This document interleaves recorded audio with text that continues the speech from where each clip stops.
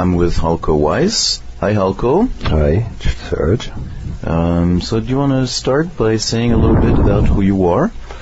Yes, I'm a German accredited psychotherapist and accredited lecturer for ongoing training for accredited psychotherapists in Germany. I've also been one of the founding members of the Halko Institute, which we founded in 1980, and ever since I've been on a mission to show people some of our core ideas about the Halko method. So your main orientation is Hakomi. However, you're also the editor of a handbook of somatic psychotherapy. Yes.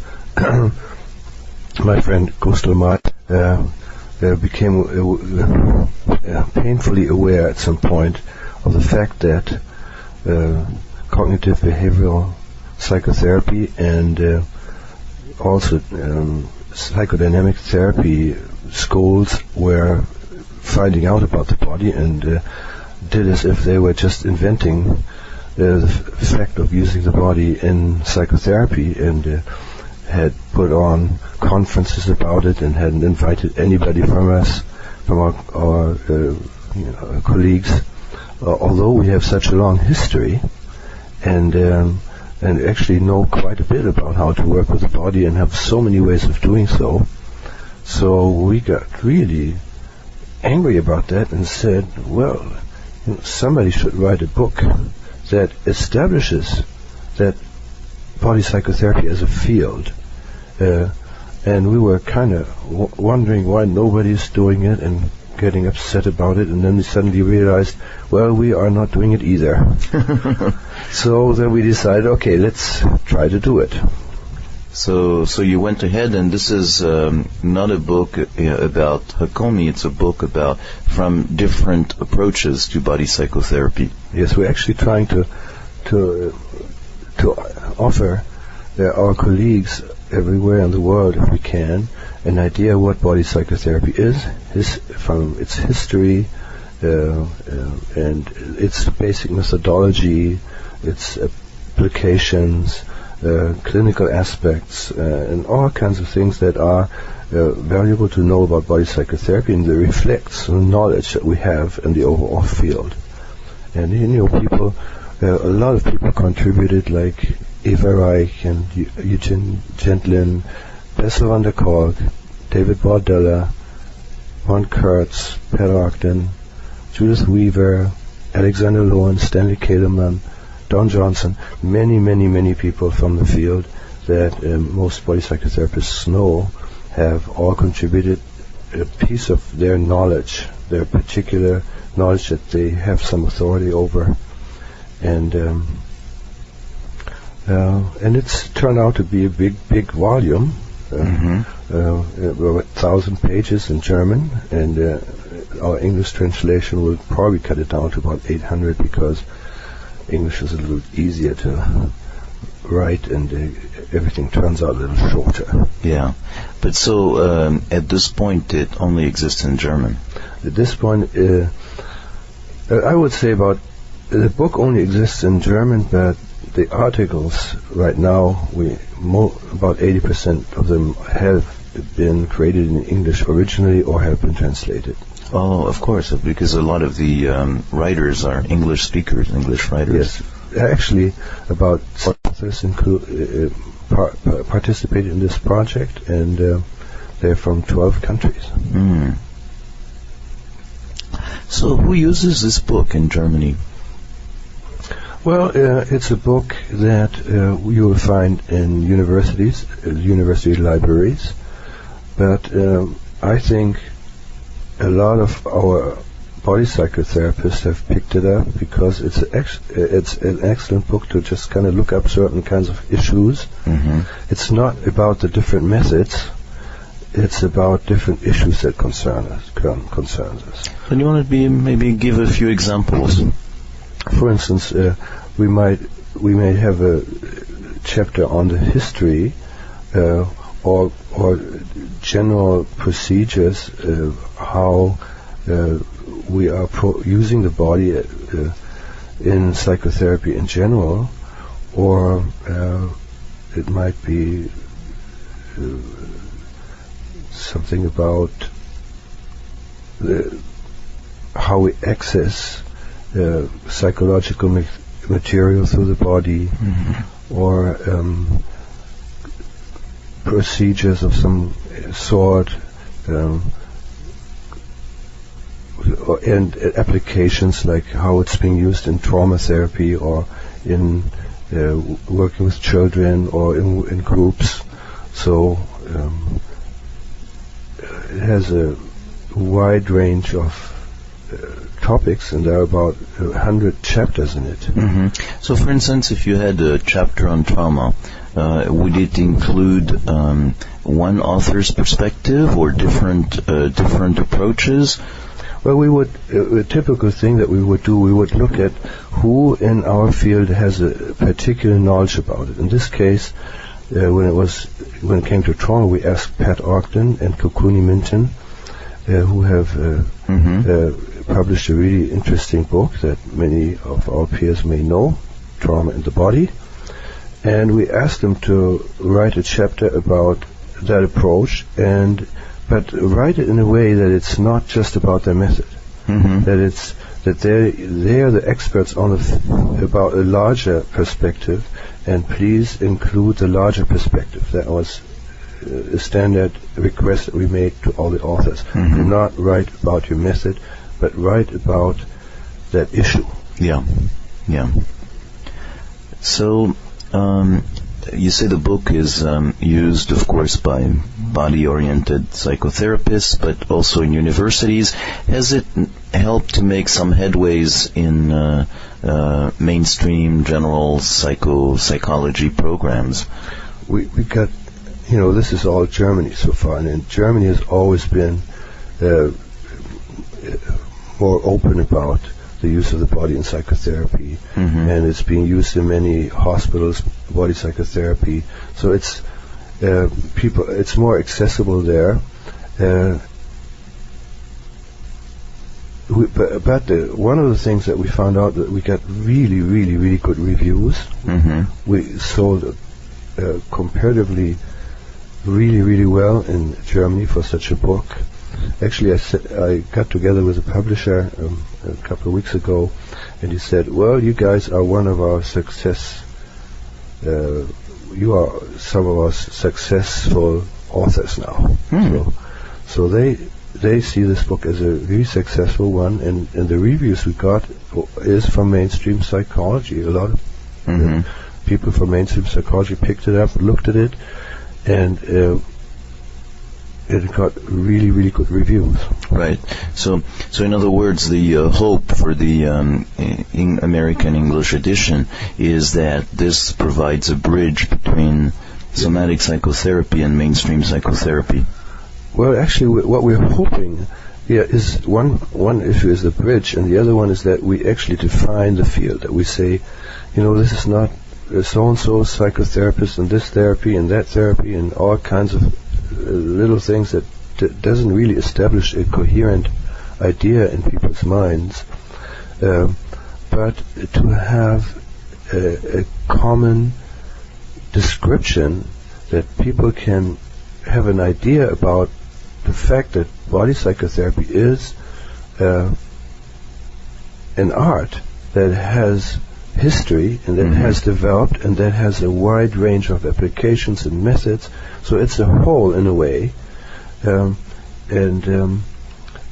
so that it can appear in people's minds as something that's there. Yeah. And then, of course, to show people that we know what we're doing, we have a lot of knowledge, we have a lot of history, and we can contribute to the art of psychotherapy considerably, and maybe deal with certain kinds of things better than other methods. So when you say showing the field as a whole and the commonalities, what is it that seems to really define this field of body psychotherapy? Well, there are some big core issues. One of them is the understanding of wholeness, of body-mind spiritual unity. That's a very big piece that has always been part of the field. From even pre-Freud, there are psychotherapists that have actually used the body integrated in an integrating way. Even Freud did it. In the early years, he would put his hands on somebody's forehead or something like that. That seemed to be part of the psychotherapy procedure and was lost or pushed aside. Yeah. So one of the things that we all share is certainly this idea: the body is essentially an integrated part of who we are. And in many ways, from some very important perspectives, it may actually be the very core of what we feel is our self. And so we put it in a very central place, we body psychotherapists, especially when it comes to problems that arise early in life, where there's not a lot of procedural memory, there's not a lot of language. A lot of the things that we learn around that time is bodily stuff, is procedure, is emotion, and we feel that using the body we can get to some very essential aspects of the human being that you cannot really touch by a lot of other means. Yeah. So that sense of the centrality of the body, and sensing and feeling and all the procedural processing, our movements, the way we act intuitively and automatically, all those are established in, modern psychotherapy talk, are established through implicit memory, and if we look at a comparable word, which is different but it's comparable, it would be unconscious. Unconscious things actually run our lives. That's pretty obvious for most of our psychotherapists. And how do we touch it? How do we bring it in? How do we find a connection to it without losing ourselves through the mental realm? Right. So a sense of paying attention to bottom-up things. Bottom-up is really important, but also top-down, because we can, and maybe that's another very important point, is that we can touch or touch consciously some of the basic things that run our lives and actually influence them a little bit too. So it's going bottom up and top down, but I think you're right. The more important thing is the bottom up piece, and we're looking at how, and I think that we who are using the body can actually do an excellent job in using, touching, and working with these realms that we will not get by reflecting. Yeah. So, you say that in Germany the mainstream community is more receptive to body approaches than in this country. So what are the things in the body-oriented approaches that the mainstream connects to more easily, either in terms of techniques or in terms of philosophy, or what helps build bridges that maybe people here can use to build bridges with the mainstream community in the U.S.? Well, I'll give you a little example. Germany has, for instance, has institutions that you don't have in America or in any other country but Germany, and that is psychosomatic hospitals. Wow. We have a bunch of them in almost every big city, and I don't know exactly how many, but there are many, and where the whole notion of soma and psychic, the somatic and psychic realms were looked at in an interconnected way for a long time. And we have had some early pioneers like Helmut Stolze, who have developed his first, one of the first body psychotherapeutic methods in the late 40s, early 50s. And his method is being used in those psychosomatic clinics, in hospitals almost everywhere in Germany. And so these psychosomatic hospitals, the people who work there, are they trained originally as doctors, MDs? Yes. So it's something that started from the medical profession to yes. Yeah. Helmut Stolze, for instance, was an MD, and he became a professor in Munich later, but he was an MD, and he got really interested in the body early on. So it's a normal thing that if somebody goes to a hospital in Germany, that they would also do some kind of movement stuff and some kind of body therapy. That's been quite in a physician's mind in Germany for a long time. And you're talking, when you say some kind of movement and body therapy, you're not talking about physical therapy for an injury. No. You're talking about something that's psychosomatic. Yes, it has a clear psychological emphasis. So one of the things that's very characteristic is that the medical profession itself has an interest in the connection between the somatic and the psychological. What about the psychological profession, the psychotherapy professions? What is it that makes them more receptive to the body orientation? Well, in a wider field like the medical field in Germany, where there's an openness to that. Of course, the psychological community is also open to this. Beyond that, I don't think that the psychological community is generally more open to it in Germany. Like basically all university training is cognitive behavioral. There are a few that do psychodynamic training, but most of it is pretty classical and traditional, and actually the psychological community is pretty conservative. Yeah. So there is a sense of perspective of just looking at things from a cognitive behavioral perspective. Yes.